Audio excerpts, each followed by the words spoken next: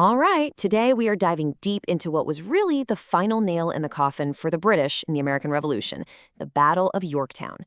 We're going to break down exactly how a super clever strategy and, yeah, a little bit of luck led to the birth of a whole new country. So let's start with a puzzle. How in the world do you trap an entire army? I mean, especially when it's one of the best, most powerful armies on the planet. Sounds pretty impossible, right? Well, back in 1781, the American and French forces figured out a way to do exactly that. Okay, so let's set the scene. It's the fall of 1781. We're in a small port town called Yorktown, Virginia. You've got the British Army, led by General Cornwallis, hunkered down there. And on the other side, you've got George Washington and the American Army. And, this is super important, their powerful allies, the French, with their army and their navy. And the geography here, you guys, is absolutely everything. See, Yorktown is on a peninsula. Think of it like a finger of land sticking out into the water. You've got rivers on both sides and the massive Chesapeake Bay right at the end. Now, Cornwallis thought this was a genius move. Why? Because the British Royal Navy was the king of the seas. He figured they could just sail in and out with supplies and reinforcements whenever he wanted. But he made a huge, huge miscalculation. What happens if someone else takes control of that water? Well, then you're stuck, completely trapped with nowhere to go. And that is exactly where the Allied plan clicks into place.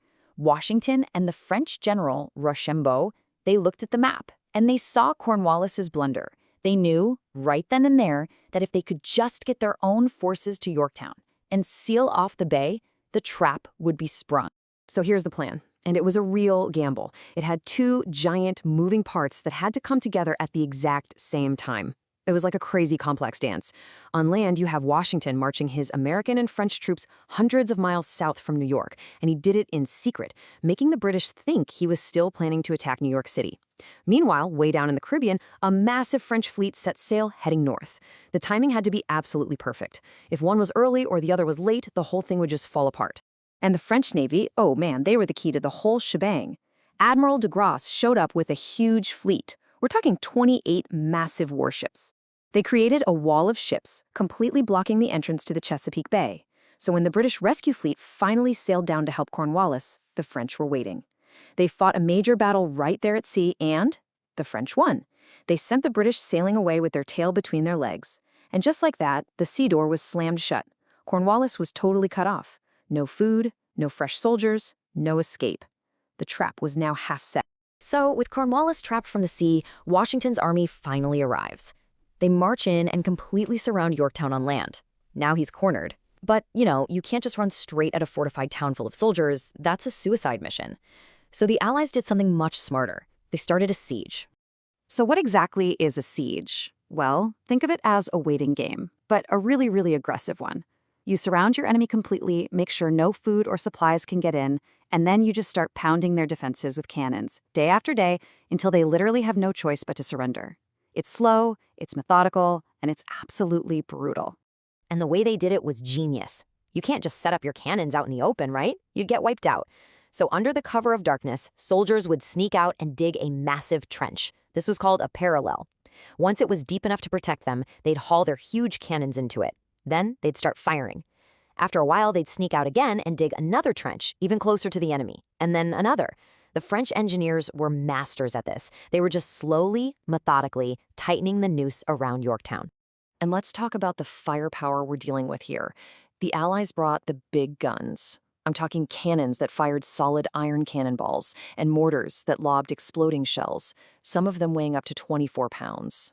Seriously, picture a bowling ball, a heavy one, made of solid iron, being blasted through the air. That's the kind of power we're talking about. And the thing is, it was relentless. It wasn't just a few hours a day. For weeks, these cannons roared 24/7, day and night. The noise must have been deafening.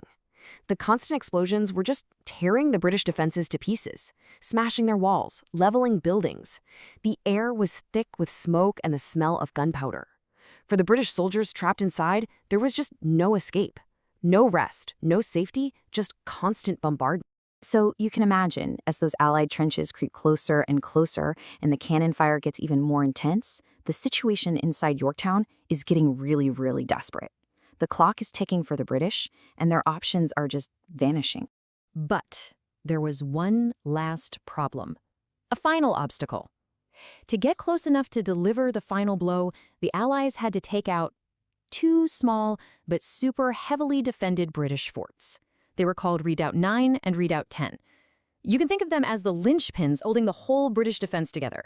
They absolutely had to be captured. So on the night of October 14th, they went for it. The Allies launched a daring, simultaneous surprise attack. French soldiers charged Redoubt 9, and at the exact same time, American soldiers went for Redoubt 10.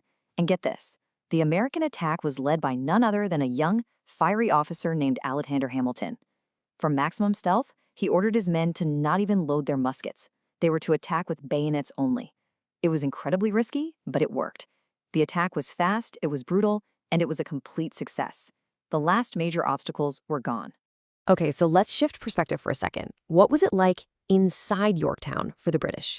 It was a nightmare, a total disaster. With the French ships blocking the bay, no food was getting in, soldiers were starving, horses were starving, and disease, especially smallpox, was spreading like wildfire. To have any chance of surviving the nonstop shelling, soldiers were literally digging holes in the ground to hide in. It was beyond miserable.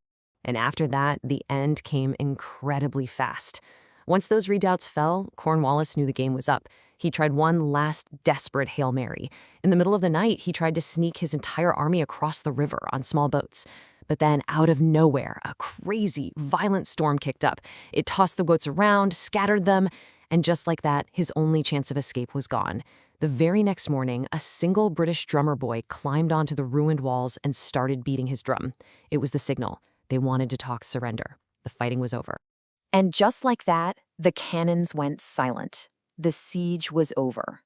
What came next was the formal surrender, a moment that was about to change the world. So on October 19th, the British Army marched out to give up.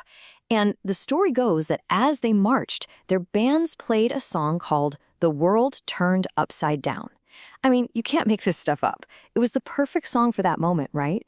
A bunch of rebels had just defeated the most powerful empire on Earth. And what a scene it must have been. The defeated British had to march down a long road lined on both sides by the victorious armies.